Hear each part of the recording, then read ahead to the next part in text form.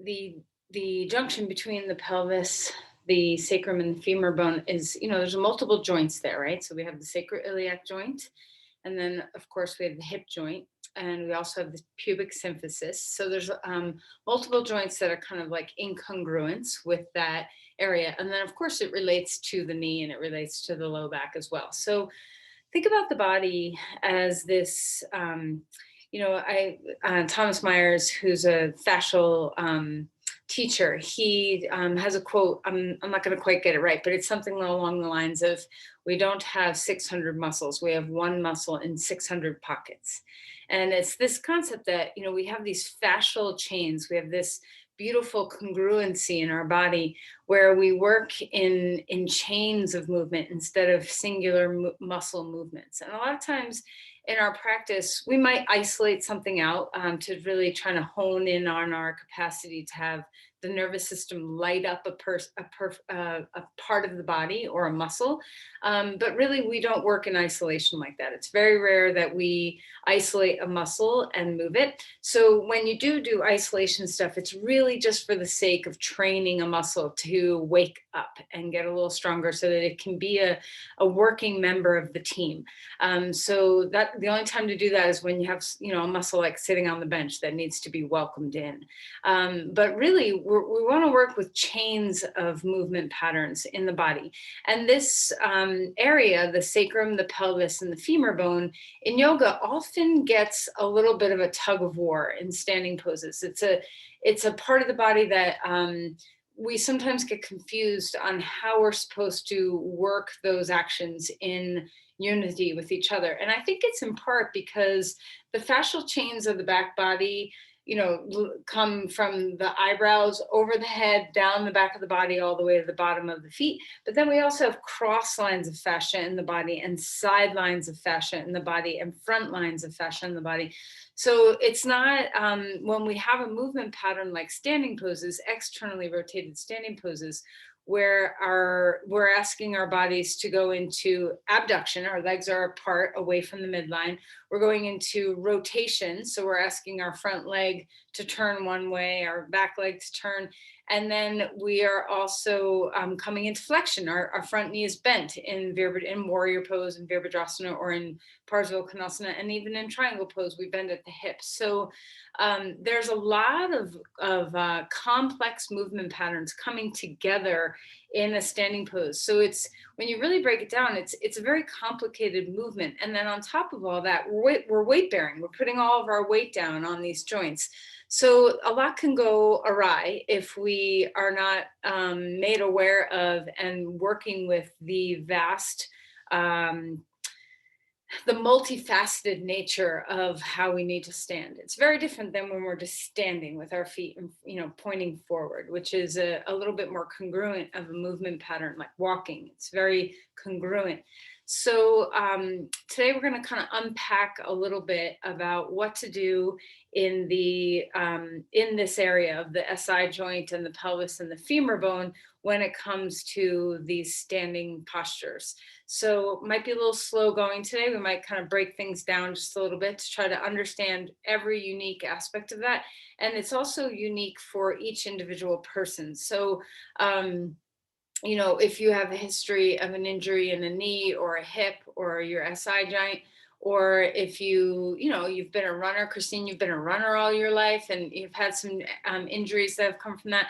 So if you've had some patterning, it's sometimes hard to kind of work with this. So we're just going to try to pull it apart. And then the last little bit that I want to say is, like Ruth, I know you don't do Instagram because you don't even have a smartphone, right? So, but if you ever look at covers of a magazine, or going online and looking up a yoga pose and seeing someone in the pose, or Instagram feeds with these lots and lots and lots of people doing these yoga poses, we can get trapped into thinking our postures need to look a certain way.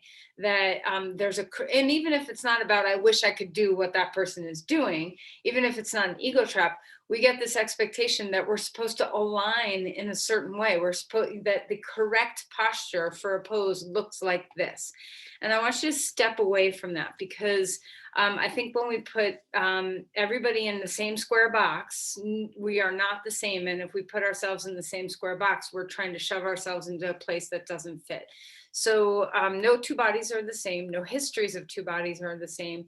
And therefore, we cannot look the same in our postures. So instead of thinking about rules of alignment, I want you, and like, I must do this, I want you to think more about two things. One, the feeling, the tone of a posture, how your body feels when you're doing a pose, the sense of interoception, the feeling on the inside, whether you can trust that that feels good or feels not good. And if you're not sure, then that's the work for you, is to start learning to trust your inner body instead of relying on an external source to tell you whether something's right or wrong, which is difficult to do.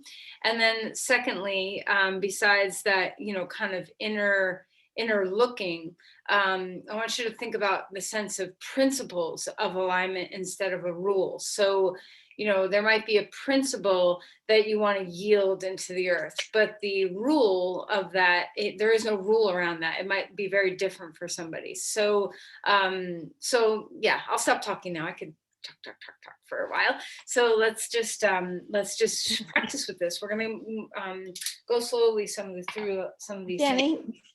Yeah. Excuse me. I missed the question. What your explanation sounds great, but I missed Christine's question. Christine, that led to this, or Ruth's question. Yeah.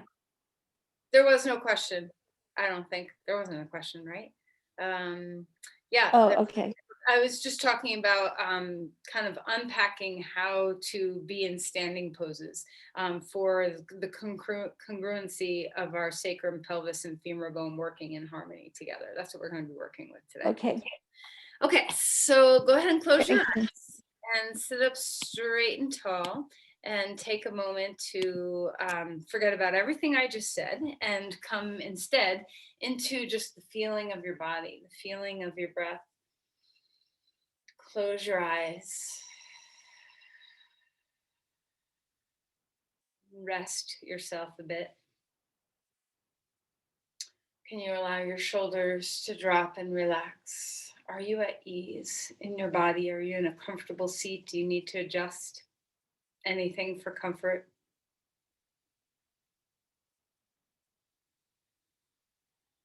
And feel yourself drop down into the pelvis. Allow yourself to ground. And even here, as you're breathing, can you notice any subtleties of movement in your pelvis as you breathe?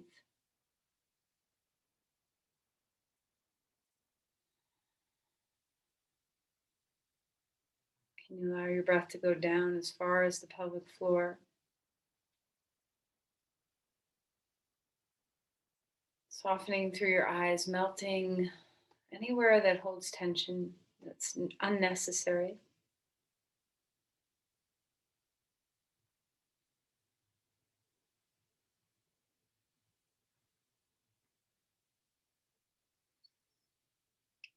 As we're ready, let's take a moment to place our hands before us. Connect into that focused mudra of samastitihi, the equal balance between left and right. Let this kind of help you focus and draw inward to create an intention for your practice.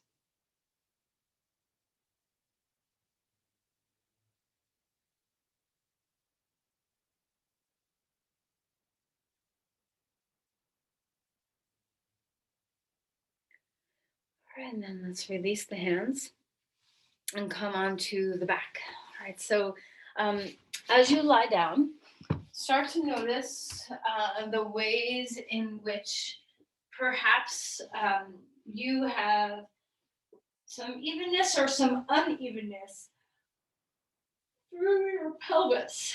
So can you just let yourself settle for a minute first? Maybe shake your legs, maybe turn your head from side to side, move your shoulders around, and just let your body settle into the floor, letting your joints open and be free. And then without trying to feel like you need to change anything at all, see if you can just notice, do you feel the same weight through your left and right side of your pelvis? Do you feel the same height in the sense of, does one hip feel like it's a little higher toward your shoulder than the other? Do your femur bones feel the same? And are they the same weight into the earth? Do they feel like they are balanced in space, in the sense, do you feel like one leg's a little longer than the other? This might correlate with a pelvic shifting of one hip higher than the other.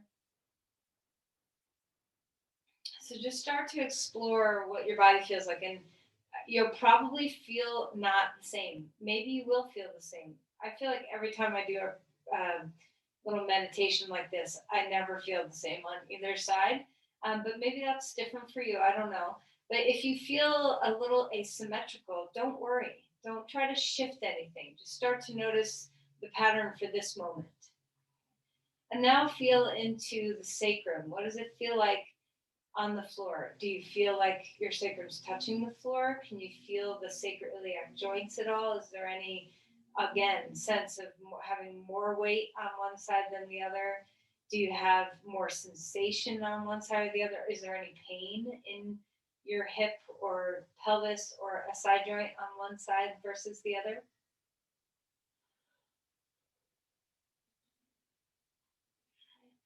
And now feel into the entirety of these parts of your body. So can you feel the pelvis as a whole instead of left, right, top, bottoms? Can you feel the sit bones? Can you feel the pubic symphysis? Can you feel the broad swath of bone in the back of your pelvis? Can you feel the front hip bones? We call them hip bones, but they're actually called your ASIS, your anterior superior iliac spine. These are the bony parts that stick out in the front. Can you feel those? Can you feel the rim at the top of your pelvis? Can you feel the inside of your sacroiliac joint? Can you feel the sweep of the inside, the underbelly of your pelvis or your sacrum? Can you feel the weight, the real deep heaviness of your femur bones?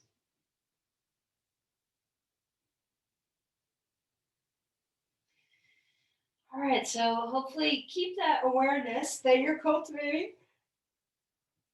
And let's start to move. I'm sorry, I'm yawning. This makes me tired to lie down again. So feel a sense of stretch through the right side, stretch through the left side, and just start to invigorate. Wake yourself up, open yourself up. And if you didn't sleep well last night, maybe a little bit of, wiggling through your fingers and toes, kind of brighten your body up a little bit. And then bring your knees into your chest and rock from side to side. So now it's a whole different feeling when our knees are bent. So how does your sacrum feel? How does your pelvis feel? Your SI joints, your hip joints, your femur bones. Just kind of feel into those parts of your body.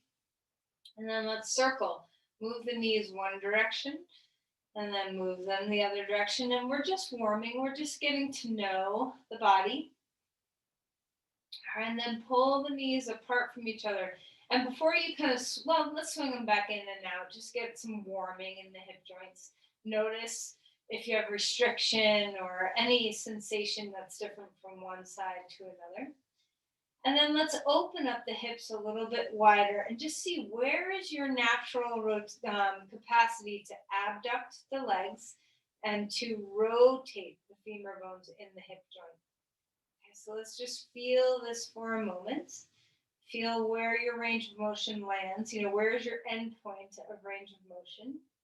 And you'll absolutely notice that your knees are not touching the floor.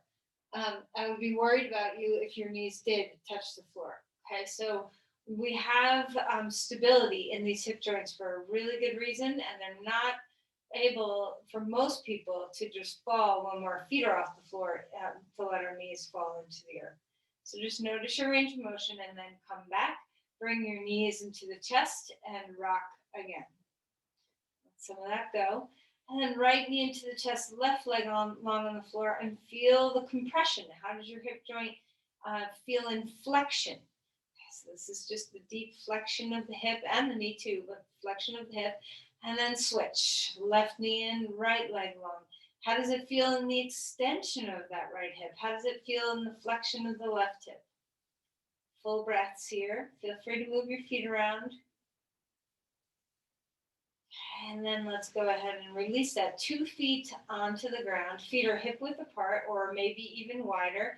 And we're just going to windshield wiper our knees. So as you do this, when your right knee goes left, there's a little internal rotation and adduction of that leg. So just see what it feels like.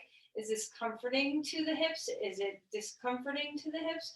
How does your pelvis feel? Can you feel any specific areas more than others? How does the hip joint feel? Can you feel the femur bone? And you can kind of hang out or keep moving. How about your SI joint? When you go to one side, how do the 2 sides of the SI joints feel? Are they doing different things? Can you sense into that? Okay, and then relax. Starfish, open your body, stretch your limbs, wiggle your toes, wiggle your fingers, and the knees in, chest in. Let's do that one more time. Opening your limbs out. Exhale. Drawing your knees in. Let's put our feet onto the ground. And let's go ahead and grab your straps. So we're going to be on the floor for a little bit longer. So right knee, I want you to keep your left foot on the floor. So the left knee is bent. And the right leg is going to come into the stretch, or into the strap. So let's just open the hamstring up a little bit. First time we're having a big stretch for the back of the leg. So feel free to point and flex the toe while it's hooked in that strap so you can get your Achilles to open up, your calf, maybe even the front of your foot and the front of your shin. All right, and then feel into this pose. Relax your foot. Let your hip weight down. Can you drop the femur bone into the earth? And when you sink the head of the femur bone into the back edge of that hip joint, try lifting it up. So lift your foot toward the sky so your hip actually teeny bit lifts off the floor, and then root the hip back down. And notice the difference between a sense of rooting and a sense of not rooting. And when you root the femur bone into the floor, what happens in your SI joints and your low back and your pelvis? And then when you lift the femur bone up to the top edge of the joint, kind of pull it out of the joint a little bit, what happens to the SI joint and the low back and the pelvis? So just notice. I'm not saying anything's right or wrong. Just notice what you feel. All right, and then stay rooted, soft knee. Okay, and then straighten the left leg and notice what changes. So is there more of a tug of war now at all in your legs, in your pelvis, in your sacrum when you straighten that leg? So feel the difference. Left knee bends, foot on the floors. Check out how your SI joints, pelvis, low back, hips feel. And then straighten the leg and notice how everything feels. So you get to decide what is better for you, which action feels better for you. There's no rights or wrongs. So when you're ready, we're going to open our leg out to the right. So this is a big pose. This is going to start helping us understand these standing poses that we're going to unpack a little bit today. When you open up your leg out, does your pelvis want to follow? Do you have that sense of congruency where the pelvis wants to follow the leg movement? So go ahead and let the pelvis follow the leg movement and see where your sacroiliac joints land. How does it feel? And then I want you to ground the left leg into the floor and notice what happens in your SI joints and your pelvis. So can you feel that sense of, when we ground our femur bone down, we think, yeah, that's good, that's stabilizing. But often we put a lot of stress on the SI joints when we do this. So feel it. Let the hip lift and notice if there's stress on the SI joints, and then root the left femur bone down and notice. So for me and for most people, when we press the left femur bone deep into the earth, we actually get a lot of tension across the joint, the SI joint. So we want to avoid that a little bit. And there's a couple of different ways of doing that. So right knee comes back into the chest. Give it a little hug. Okay. So if you think about it, that what we just did is a little bit like triangle pose, right? And so if we're always trying to, let's switch legs so we can feel it in both sides. Okay, so put your right foot on the floor, left leg is up in the air, and start by flexing and pointing. Let's just feel into this leg. How's your breath? How's the elongation of your spine? Okay. Wake up your foot a little bit. Does it feel nice? Does your foot feel happy to have some movement? All right, now let's try the same thing we did before. See whether you want to, how it feels to lift your foot up and to root your foot down. So really we're coming from the femur bone. So lift the femur bone slightly off the floor and then move the femur bone deeper into the floor. Just going back and forth, seeing what this does to your SI joint, seeing what this does to your pelvis, seeing what this feels like in your low back. And then root the hip down. And now we're going to decide what to do with this right leg. So straighten your right leg out and notice what's happening in your pelvis and sacrum. And then bend your knee and put your foot on the floor and notice what's happening in your pelvis and sacrum. So there's no rights or wrongs. You decide where the tension pattern feels best on your joints. So it's okay to feel muscular engagement. Joints, if you're stressing joints, this is not necessarily the best sensation to look for. So same with your knee in the air and the knee on the floor as you straighten it. Is your knee locked out? Are you hyperextended in the knee? Have a teeny softness in both knees. Root that hip down. And then decide which way are you going to go. Are you going to have your foot on the ground or are you going to have your leg on the ground? What feels better for you? And it might feel different on different days. Okay, so now we're going to straighten that leg, even if you liked the bent knee, just so we can get the feeling of what I'm trying to get you to notice in the body. When we open the left leg out to the side and our right leg is trying to stabilize us into the floor, and this is a cue I've given for years, and I'm starting to move away from this a little bit, what happens in your sacroiliac joint? Okay, so let the hip lift and follow the leg and notice your SI joints, and then root the femur bone and notice the SI joints. So for me, when I press my thigh bone firm into the floor, I get tension in my SI joints. There's an incongruency there because my pelvis and my leg are not moving together. They're in opposition. And when I let my femur bone roll a little bit, there's freedom in my SI joints. And I don't know if you feel that as profoundly as I do. But that's what we want to work with today is what is just, so go ahead and bend your knee back into your chest and hug it in. What is the best feeling for your SI joints? And everybody's a little different, but we don't want to put a lot of strain on the ligaments around our sacrum. The ligaments that hug our pelvis to our sacrum are very strong, and they're that way for a reason. We weight bear on this joint all the time. And we want those ligaments to stabilize our SI joints. The SI joint, the inner surface, the articulating surface of the, so let's go ahead and roll over onto your side and come up onto your hands and knees. The articulating surface of the sacroiliac joint is like craters of the moon. So, or Velcro, think of Velcro, you know, it's all bumpy. That's the articulating surface of our sacroiliac joint. It's very rough. And so we're supposed to kind of stick together. We're not supposed to have a lot of slide and glide like we do in the humeral head or the femur head in those joints where the ball of our joint is super slick and we're supposed to roll around on it. The SI joint is not super slick. It's meant for stability. And we have a little bit of range of motion in there. We need that when we are walking and moving so that our pelvis, and come into cat-cows while I'm talking, while the pelvis and sacrum have that cadence with each other when we're moving.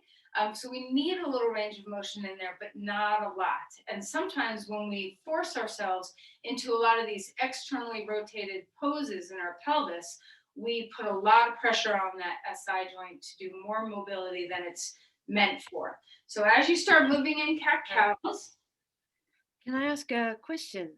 Yeah. I'm trying to make sure that I know where I'm feeling the different joints in my pelvis. So this is your sacroiliac. So your sacrum, joint is your sacrum is the triangular shaped bone at the bottom of your spine, and your pelvis comes around and joins at that SI joint. Here, I'm going to show you something. Watch this. I have to put my glasses back on. Everybody stop for just a minute. Sorry, we're turning this into a little bit of anatomy here, but I just so happened to have this up. I was looking at can you see this on my screen? Yeah. Okay. So I removed the sacrum. Hold on, let me undo everything just because I was looking at some nerves earlier. Come on. Let me take the nerves out. I wasn't planning on doing this, otherwise I would have had this all, back in action for you. Okay, the sacrum's back. Reattach the sacrum. That was easy. Okay, so oops, I don't want to remove everything. All right, so here is your this is your sacrum, and this is the rim of your pelvis, and this is the sacroiliac joint right there. So let me scroll it in a little bit, and you can see these holes are where nerves come out, but that joint is this right here where my arrow is. This is the articulating surface of the joint, and if I remove this, you can see that's that white part right there. That's the articulating. Here, let me remove this too. So you can see this is the articulating surface of the sacroiliac joint right there. Do you see that? And you can't really tell on this model because it's a model, but this is all rough. This is the Velcro, all right? And then when we, okay, now I don't know how to put the sacrum back on. Let's see if I can just keep undoing until, sometimes I don't know how to mess with this app very well. It's not always so intuitive to me. Okay. I saw it anyway. Yep. If I undo everything, you would think it would just be easy to just like pull everything back to where it was. But anyway, that's now I'm removing more stuffing instead of adding. Here we go. That's what I wanted. So the I don't know why it keeps turning green on me, but that's the sacroiliac joint right there. Okay, so there's some mobility in there, and notice that the sacrum isn't totally attached. It's only one section of the sacrum that's attached to the ilium. So there's movement. When I talk about nutation of the sacrum, where we can anterior and posterior tilt the sacrum a little bit, that's this part that tends to do the sliding and gliding because it's not attached. I don't know if you can see that, but it's not. Right in here is not the articulating surface. It's down here that's the articulating surface. So when we do a pose like Supta Padangusthasana, where we're taking this femur bone, lift and rotating it up and out, we can see that these are only some of the muscles that this is your psoas right here.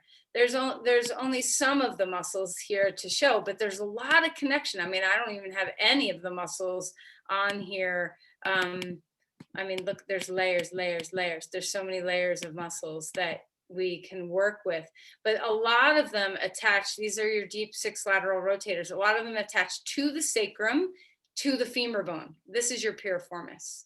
Okay, so those muscles, when they're yanking on your femur bone, the other side of the attachment is on your sacrum. So of course we're connected. The way we move our femur bone impacts the way we feel in our sacrum. It's just a fact. So I'm going to come out of here now.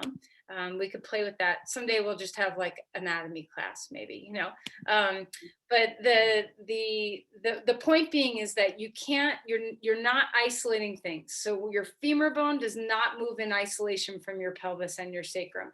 So if we're trying to isolate, if we're pressing our sacrum into the floor, like we were just in Supta Padangusthasana, and we're moving our femur bone, there's stress on that SI joint. So moving in coherence is a really important thing to keep the SI joint from destabilizing. So now let's get moving. So come into cat-cow. Am I making sense? Tell me if you're not understanding. Okay. All right. So Finding your way, swirling around, get your body to move. Breathing deeply. And then stretch back towards child's pose. Walk the hands out. Just enjoy. Forget about all the details of your anatomy. Just feel the whole forest of your body. Breathe into it. Enjoy. You don't need to know all the little minutiae in order to sense that your body feels good or something doesn't feel good. So trust yourself. Walk the hands over to one side and open the rim of your body and breathe here. And then walk back to the other side and feel the openness there. Deep breaths here. Open yourself up. Feel the space. And then come back to center. Curl your toes under and let's lift to dog pose. So when you're here, feel the balance, the harmony across your pelvis. Sweep across the sacrum and feel the balance between left and right. Spread open the bones of your feet. And when you're ready, see if you can have just a little inner spiral of the thighs. So the inner thighs are rolling back and up. Feel the sit bones, which are part of your pelvis, lift toward the sky. When you inner spiral the upper thighs, when you feel the inner thighs roll back, is there an ease across your SI joints? And now externally rotate your legs a little bit. So take your inner thighs and lift them toward your chest and then out, and notice your SI joints. These are subtle movements. We're not even really doing much rotation. We're just intending the rotation, and you can already feel the reaction of muscle groups and on your body. Walk your feet forward and come into Uttanasana and fold. Feel free to wag your tail, move your spine around, anything that feels good. Inhale for a halfway lift. Exhale and melt back down. Push off your feet, rise up, coming to the sky with your arms. Open yourself up, breathe, expand, and then release your arms. A couple of shoulder rolls or arm rolls.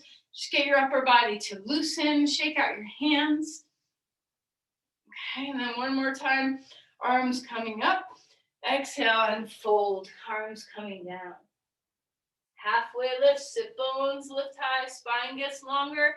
Exhale and release. Step your left foot back. We're coming into a lunge with the right foot forward and put your back knee on the floor. Rise up. Now here, we can feel that our femur bones are doing very, very, very different things. Our right leg's in deep flexion, our left leg is in deep extension. So how does that feel in your pelvis? Reach the arms up, and there's no reason why we can't do oppositional movements. So hug your front heel and pull it toward the back knee. Hug your back knee down and pull it toward the front heel. Find that stability that comes from using your muscles instead of just leaning into joints. Now lose all that muscular control and hang in the pose. And notice the difference, the feeling of your ligaments overstretching a bit, and then rebound. Don't do it for too long because it's not a very healthy thing. And then release your hands down onto the ground. Step your knee back, cat-cow.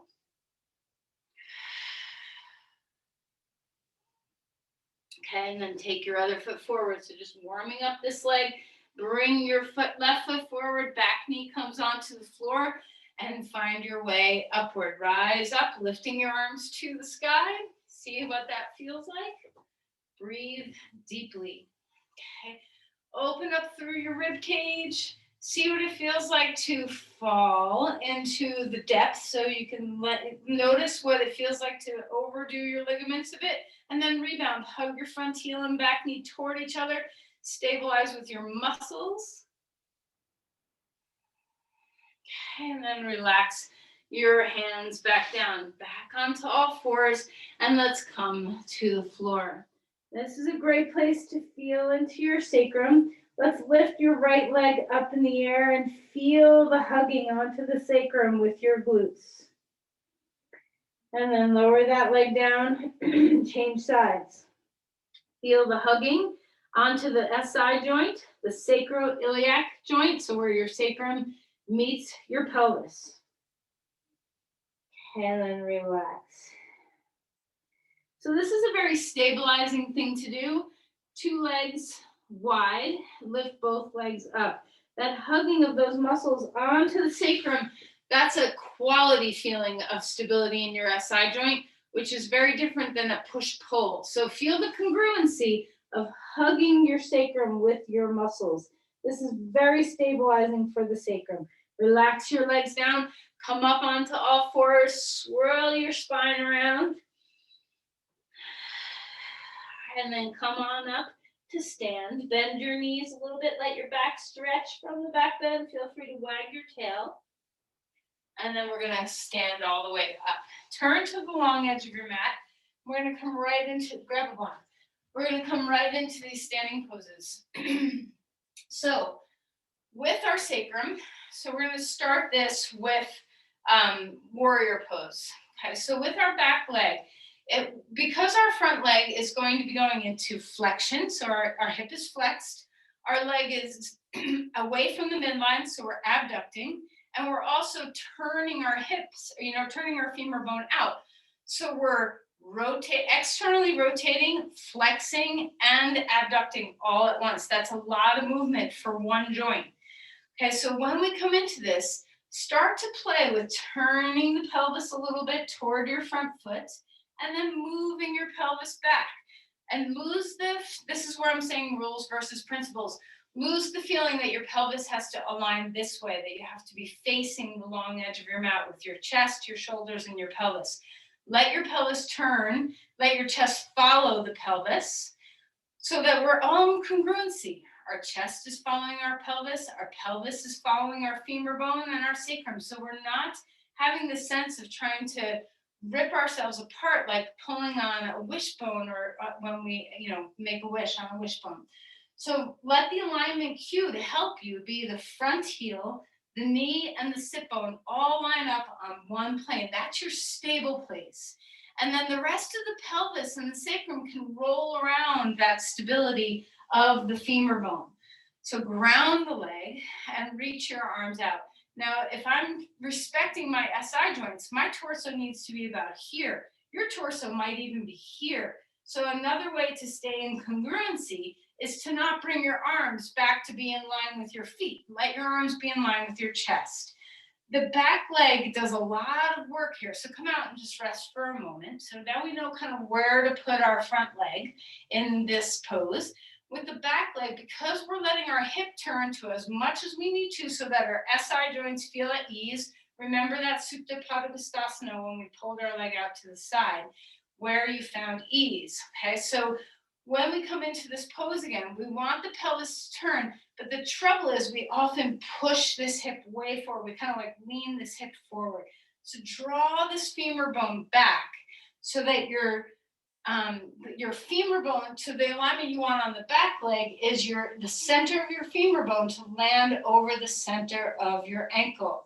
So that if you can't do that, if your hip needs to push forward to turn, that means your whole foot needs to move too, so that you can keep that alignment of your femur bone and your back knee. So we start to work with the principle of the pose instead of my feet must be lined up, okay? My hips must be lined up. Lose those cues and instead try to find the congruency of your femur bones and your pelvis. Okay, so if your femur bone's pushing out, your pelvis is following it. So take the femur bone back, turn the pelvis as much as you need to, find roots in both your feet, and open up your chest where it needs to be. So it may be here, but it might be here. So your pose can start looking very different. All right, and then come on up, and I know it's a long time to stay in one pose.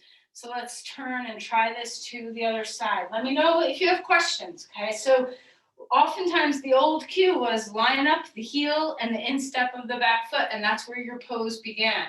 But for a lot of people, that's not the right place for their feet, because when you're here, then you try to move your hip, and your hip has to do weird things when you're in that alignment. So you might need to be heel aligned or even wider than that. So experiment with where your feet need to be for your sacrum to feel nice and stable. Take a deep breath in, bend your knee. It doesn't matter how deep your knee bend is. That's irrelevant. Your heel, your knee, and your sit bone, find a line to live on, like a slack line to be on it, or a balance beam line to be on. Once you find that stability, start to work with the back leg. Roll the hip as much as you need to feel ease across your sacrum. Take the top of the thigh bone back without hyperextending your knee, and then find your way between these two sides. Where do you need to be in space for your sacroiliac joints to feel like they are not at war with each other? And now if you want to feel that battle a little bit, try to open up that whole pelvis to face the long edge of your mat again. And notice when you try to turn the pelvis to square the hips to the long edge of your mat, either your knee is going to cave in or your hip is going to move. So, you have to go somewhere. Let the back hip do the turning instead of the knee do the caving. Find your breath. How's your sacroiliac joints feeling? And then release and relax. Turn your feet to the long edge for a moment and bring your hands down and just rest across the sweep of the back edge of the pelvis. Relax your head. Breathing deeply. And then come back up, and we're going to do the same movement pattern in Parsvakonasana. So remember, we're abducting, we're rotating, we're flexing. There's a lot going on. So when we come to place our elbow on our knee, can you still feel the heel, the knee, and the sit bone find their line? And then allow the hip to turn, the back hip turns as much as it needs to. And once you find the ease across your sacrum, so if you want to know what that feels like to not have that, open up your hip, try to pull your hip wide and turn the navel and keep the knee on that line with the sit bone. And that's the tug of war. Feel it on your sacrum, what that feels like. And then release some of that tension by feeling just a teeny bit, whatever amount you need of rotation of the pelvis. The head of the femur bone moves back in the joint in that back leg, a little inner spiral. So our front leg is externally rotating, our back leg is internally rotating. Root into the feet, maybe stretch your arm overhead. How does your sacrum feel? Are you using muscular strength to stabilize you instead of locking onto joints? And then come back up. And let's go ahead and turn your feet the other way. Find your breath. Maybe your feet are heel arch, maybe your feet are heel, maybe your feet are even wider than that. Bring your elbow onto your knee.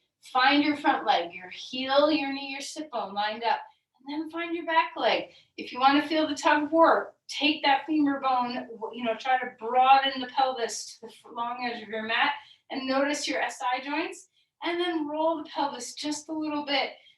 What I notice is that my front femur bone can draw into my hip joint and root a little better.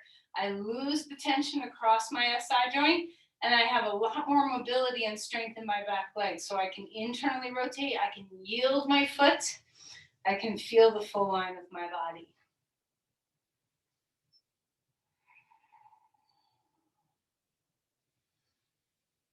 All right, come on up. How does it feel?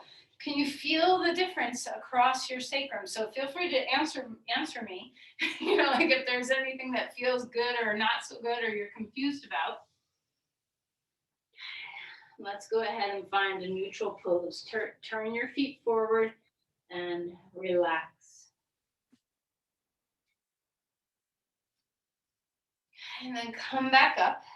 And we're going to find, this is probably the most complicated of these three standing poses, is the way triangle pose ends up working. Because our leg is straight, we have even more, I want to say pressure, but that's not quite the right word. We have more capacity for, kind of getting into a battle with our pelvis in triangle pose than in the other two poses.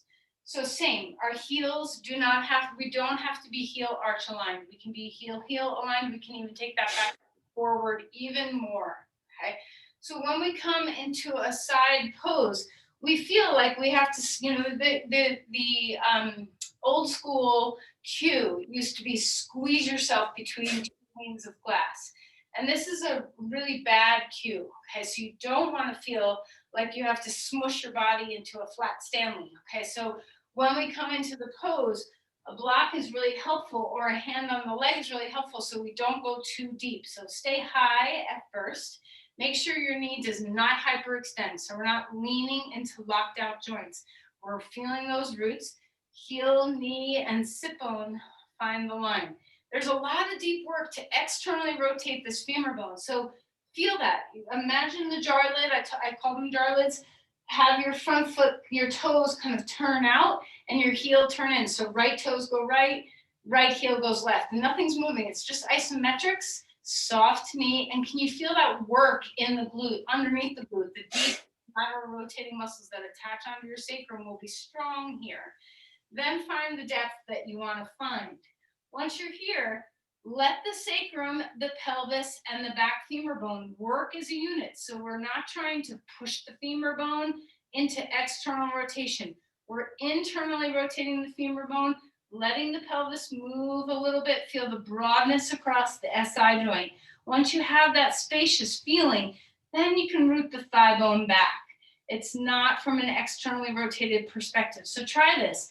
When you are moving the femur bone back and you're stabilized through your front leg, try externally rotating the back leg and see what happens on your SI joint and low back. And then try internally rotating the back leg and notice what happens. So for me, when I internally rotate, the strain on my SI joint and my low back goes away. Feel the chest open. And once again, if your hip is turned a lot and you try to fling your chest open, we're no longer in congruency. So feel the chest line up with the pelvis. So your pose may lean forward just a little bit instead of opening so much. You want to open as much as you can. You want to turn your belly, your ribs, your chest, your hip as much as you're comfortable with, but not to the point where there's strain on your SI joint. Okay, let's come on out of the pose and find the other side. So moving your feet. If you're using a block, take the block with you. Your feet can be front heel to back arch line, front heel to heel, or wider. Okay, we're bending at the hip joint. Okay, so it's rotation, it's flexion, and our knee is not locked out. So we're not leaning into a locked out knee. You can put your hand anywhere you want it to be so that you have that stability. Once the front leg is finding its place, feel the little rotation of the foot to work those muscles. Make sure your knee is not locked out and draw the femur bone deep into the hip joint. Let the back leg find whatever kind of rotation it needs to feel ease across the sacrum.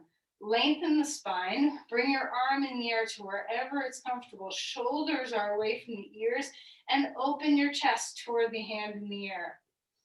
Okay, so we're opening as much as we can while staying true to the alignment of our pelvis. So we won't want to fling our arm back and come into this weird bending in our back. We want to stay in line with the spine and then try to open up as whatever capacity we have before the SI joint starts to get a little cranky. Okay. And then come up and out of the pose. Let's go ahead and turn back to neutral one more time, facing forward. Bring the hands down onto the floor or onto blocks, and let the low back, the sacrum, and the pelvis relax. Femur bones head back, knees are soft. Breathe deeply. And then turn back to the front of your mat and come into dog pose. Extending through the spine, deep breaths here. And then come forward into a plank or put your knees down onto the floor if plank's not there for you, and find our way all the way to the ground. Take your legs wide one more time and lift both legs up. Remember your transverse abdominis, your core muscles, so you're not arching your back a lot. You're stabilizing. But feel those muscles hug onto the sacrum. And then relax and melt. Pick up your feet and windshield wiper your knees left and right. Coming onto all fours. Feel a sense of swirling about in your spine. You can do some circles, some sways, and then rest back into child's pose. Either take your knees close or your knees far. Whichever feels good. Arms can go anywhere you want them to be.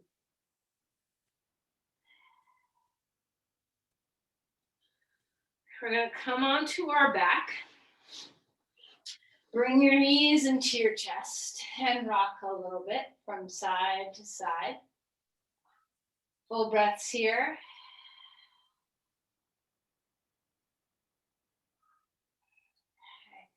All right, so now we're just going to stretch our hips a little bit. Right foot on top of left knee, and then come into reverse pigeon pose. So you can put your foot on a piece of furniture, a chair, a wall, whatever you got, and not use arms at all. And the closer you get to that furniture, the deeper the stretch is in your hip. And if you're not near furniture, you can just grab onto the back of the thigh or use a strap to hold on. So a lot of the work to keep yourself stable in a healthy way in those standing poses rely on not only your quads and your hamstrings and your glutes, but those underbelly muscles that I showed you on that app, the ones underneath your glutes, the piriformis and a few others. So this is a great stretch to help those muscles loosen a bit after working. And then release and relax. Change sides. So left foot on top of right knee, either reach back and grab behind the hamstring or the front of the shin, or you can put your foot on a piece of furniture and let your arms relax and your spine become neutral. So just, this is a great stretch for some of those muscles in your hip. Breathe into it. You can experiment by doing a little movement in the pelvis if you want.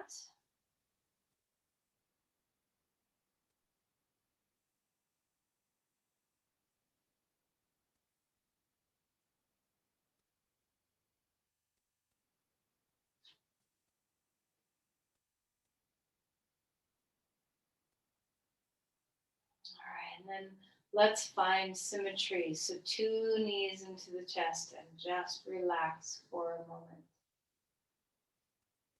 Breathe here. Relax here.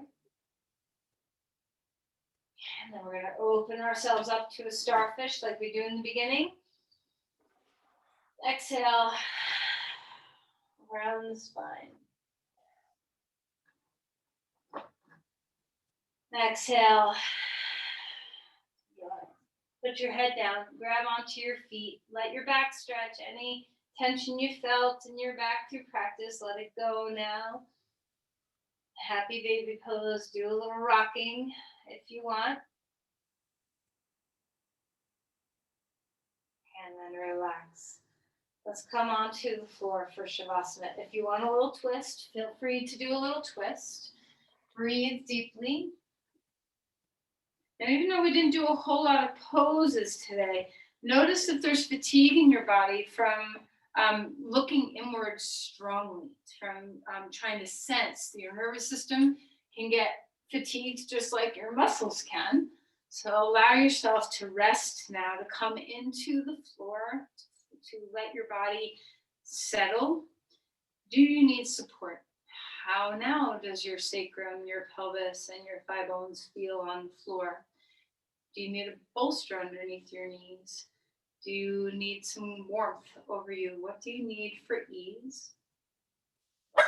And as you start to feel the breath, see what it feels like to come into that state of being able to let the breath come all the way to the pelvic floor. Is there a capacity to imagine that your diaphragm lives in your pelvis instead of at your rib cage? Can you feel the flowing breath?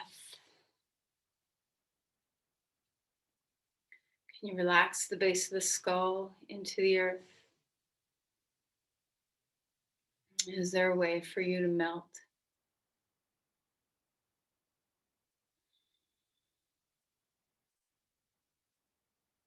Rest the body.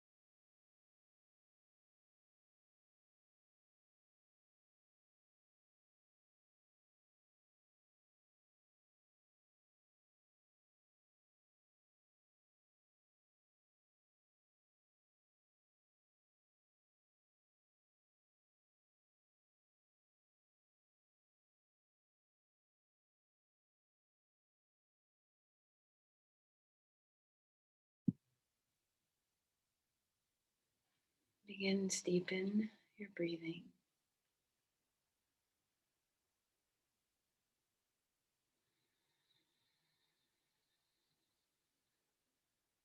As you're ready, imagine again that your breath is moving all the way to the pelvis, all the way to the sacrum.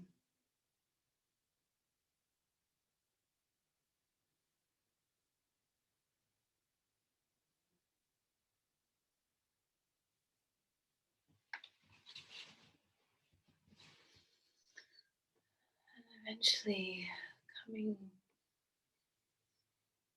to some movement.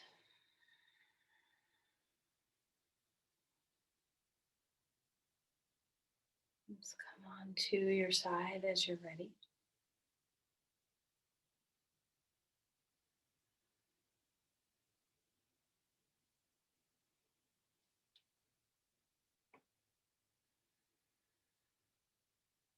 Come up to sit as you're comfortable. Place your hands together at your heart. Let's offer our practice the intentions you have.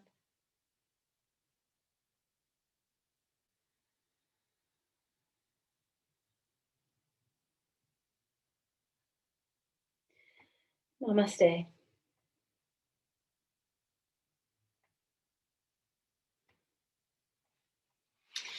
Thank you, everyone. So Thanks, good. Jenny.